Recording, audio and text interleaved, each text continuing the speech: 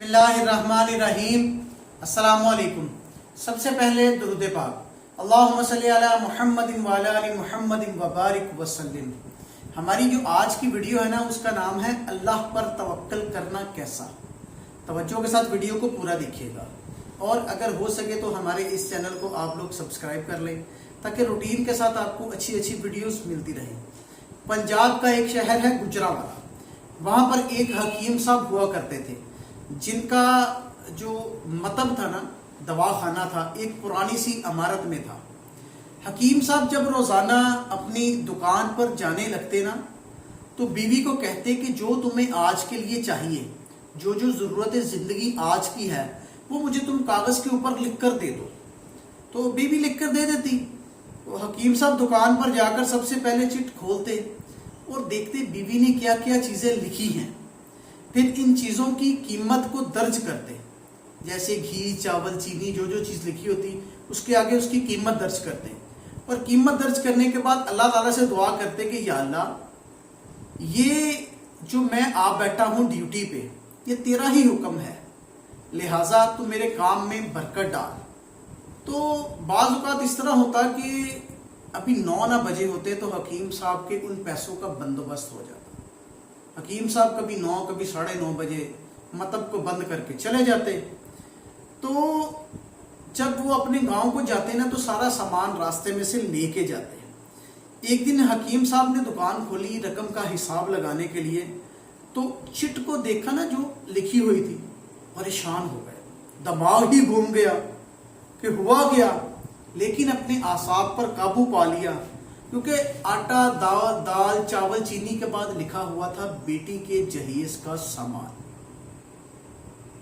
اب یہ بہت بڑی ذمہ داری تھی، ایک چند سو کمانے والا، روز کی روز کمانے والا، اس کے آگے لکھا ہے بیٹی کے جہیز کا سامان۔ تو کچھ دیر سوچتے رہے، پھر ان چیزوں کی جو قیمت تھی نا، آٹا، دال، چاول کی، وہ لکھنے کے بعد جہیز کے آگے لکھ دیا کہ اللہ کا کام ہے، اللہ ہی جانے۔ تو یہ لکھ کر اپنے کام میں مشغول ہو گیا۔ 2 مریض تھے، ان کو فارغ کرنے لگ گئے۔ تو مریض کو دوائی دے رہے تھے کہ اچانک ان کے مطب کے سامنے ایک کار آ کر رکی۔ انہوں نے کوئی توجہ نہ دی، کیونکہ اکثر روٹین میں کار میں بیٹھ کے مریض آتے رہتے تھے ان کے پاس۔ تو جب دونوں مریض دوائی لے کے چلے گئے نا، تو جو بندہ نا سوٹ بوٹ میں ملبوس تھا، وہ کار سے باہر نکلا اور سلام کر کے بینچ پر بیٹھ گیا۔ حکیم صاحب نے کہا اگر آپ نے دوائی لینی ہے تو سٹول پر آ جائیں تاکہ میں آپ کی نبض دیکھ لوں، اور اگر آپ کسی مریض کے لیے دوائی لینے آئے ہیں تو اس کی بیماری کی کیفیت بتائیں۔ وہ صاحب کہنے لگے کہ حکیم صاحب، میرا خیال ہے آپ نے مجھے پہچانا نہیں۔ آپ مجھے پہچان بھی کیسے سکتے ہیں، کیونکہ میں 15 سال بعد آپ کے یہاں آیا ہوں۔ آپ کو گزشتہ ملاقات کا حال سناتا ہوں، شاید آپ کو بات یاد آ جائے۔ تو کہنے لگا کہ میں پہلی مرتبہ یہاں آیا تھا 15 سال پہلے، آیا نہیں تھا بلکہ لایا گیا تھا رب کی طرف سے۔ اللہ پاک نے مجھے آپ کے پاس بھیجا تھا، کیونکہ اللہ پاک کو مجھ پر رحم آ گیا تھا، اور وہ میرا گھر آباد کرنا چاہتا تھا۔ حکیم صاحب نے کہا مجھے سٹوری بتاؤ، ہوا کیا؟ تو وہ کہنے لگا کہ ہوا اس طرح کہ میں لاہور سے میرپور جا رہا تھا اپنی کار میں، عین آپ کی دکان کے سامنے میری کار خراب ہو گئی۔ ڈرائیور کار کا مکینک ڈھونڈنے کے لیے چلا گیا، تو میں گرمی میں کھڑا تھا۔ آپ نے دیکھا کہ میں گرمی میں کار کے پاس کھڑا ہوں، تو آپ میرے پاس آئے اور اپنی دکان کی طرف اشارہ کر کے کہنے لگے کہ اندر آ کر بیٹھ جائیں۔ گرمی تھی، مجھے اور کیا چاہیے تھا، میں آپ کے مطب کے اندر آ کر بیٹھ گیا۔ تو ڈرائیور نے کچھ دیر زیادہ ہی لگائی تھی، اور ایک چھوٹی سی بچی اس دوران آپ کے پاس آئی تھی اور آ کر کہہ رہی تھی کہ بابا چلے، مجھے بھوک لگی ہے۔ شاید وہ آپ کی بیٹی تھی۔ آپ اسے کہہ رہے تھے کہ بیٹا تھوڑی دیر صبر کر لو، چلتا ہوں۔ تو میں نے یہ سوچا کہ یہ میرے لیے بیٹھے ہوئے ہیں، تو چلو میں ان سے کوئی دوائی ہی لے لیتا ہوں تاکہ میرے بیٹھنے کی زیادہ تکلیف محسوس نہ ہو۔ تو میں نے حکیم صاحب آپ سے کہا کہ میں 5-6 سال سے انگلینڈ میں رہتا ہوں، انگلینڈ جانے سے پہلے میری شادی ہو گئی تھی، لیکن ابھی تک اولاد کی نعمت سے محروم ہوں۔ یہاں بھی بہت علاج کروایا اور انگلینڈ میں بھی کروایا، لیکن مایوسی کے سوا میری قسمت میں کچھ بھی نہیں۔ تو آپ نے کہا بھائی توبہ استغفار کرو، خدا اپنے بندوں کو مایوس نہیں کرتا۔ یاد رکھو اس کے خزانے میں کسی چیز کی کمی نہیں، مال، دولت، اولاد، خوشی، غمی، زندگی، موت سب اللہ کے ہاتھ میں ہے، وہ وسیلے بناتا ہے۔ مجھے یاد ہے کہ آپ ساتھ ساتھ ہاتھوں سے دوائی بھی بنا رہے تھے اور میرا اور میری بیوی کا نام پوچھ کر پڑیاں باندھ رہے تھے۔ آپ نے 2 حصوں میں پڑیاں تقسیم کر کے دوائی بتائی کہ یہ تم نے کھانی ہے اور تمہاری بیوی نے کھانی ہے۔ میں نے بے دلی سے دوائی لے کر پیسے آپ کو دینے چاہے تو آپ نے منع کر دیا کہ آج کا کھاتا بند ہو گیا ہے۔ میں بہت حیران ہوا کہ کھاتے کا کیا مطلب؟ تو مجھے کسی بندے نے بتایا کہ حکیم صاحب اپنی ضرورت سے زیادہ نہیں کماتے، جتنی رقم انہیں چاہیے ہوتی ہے اللہ پاک سے لیتے ہیں اور اپنے گھر کو چلے جاتے ہیں۔ میں اس دن کافی شرمندہ ہوا کہ اللہ پاک نے اتنے نیک بندے پیدا کیے ہیں اور میرے دل میں اتنے گھٹیا خیالات، اور یہ سادہ سا حکیم کتنا ہی عظیم انسان ہے۔ میں نے گھر جا کر بیوی کو دوائی دکھائی اور ساری بات بتائی تو بیوی نے بے اختیار کہا کہ وہ انسان نہیں فرشتہ تھا، اور اس کی دی ہوئی دوائیاں دکھائیں اور پوری بات سنائی تو اس نے کہا کہ انشاءاللہ یہ دوائیاں ہمارے دل کی مراد کو پورا کریں گے۔ حکیم صاحب آج میرے گھر میں 3 پھول بہار دکھا رہے ہیں۔ ہم میاں بیوی ہر وقت آپ کے لیے دعا کرتے ہیں۔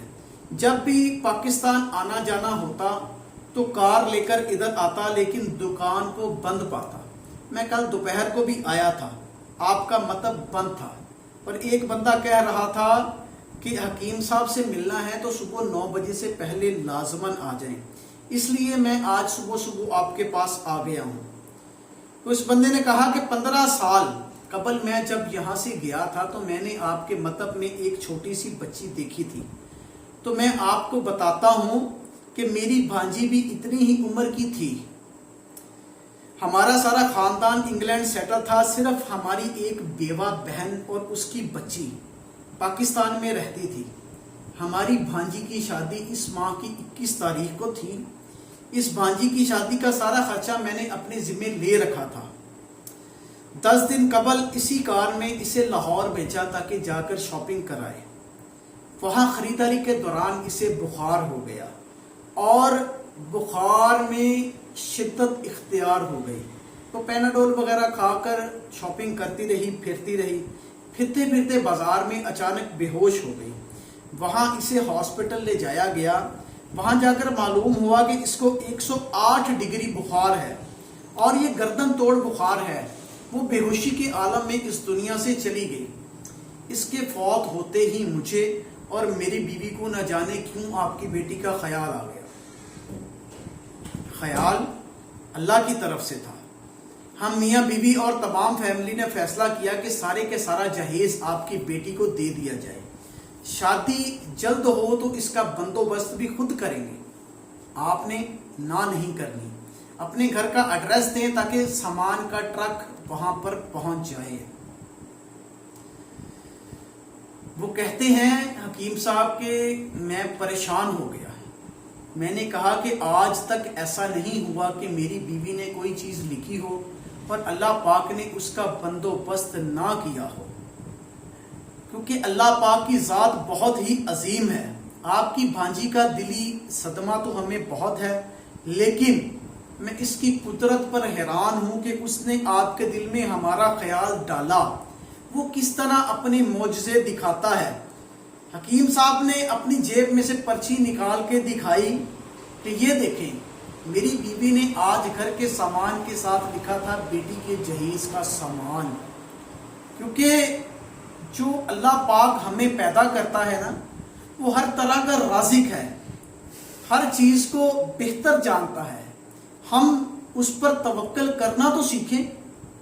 ہم سوچتے ہیں کہ ہم بس خود ہی اتنے بڑے کاروباری ہو گئے ہیں، یہ جو سارا دولت روپیہ پیسہ مل رہا ہے شاید ہماری محنت سے ہے۔ نہیں بھائی، یہ سب اس سونے رب کی عطا سے ہے۔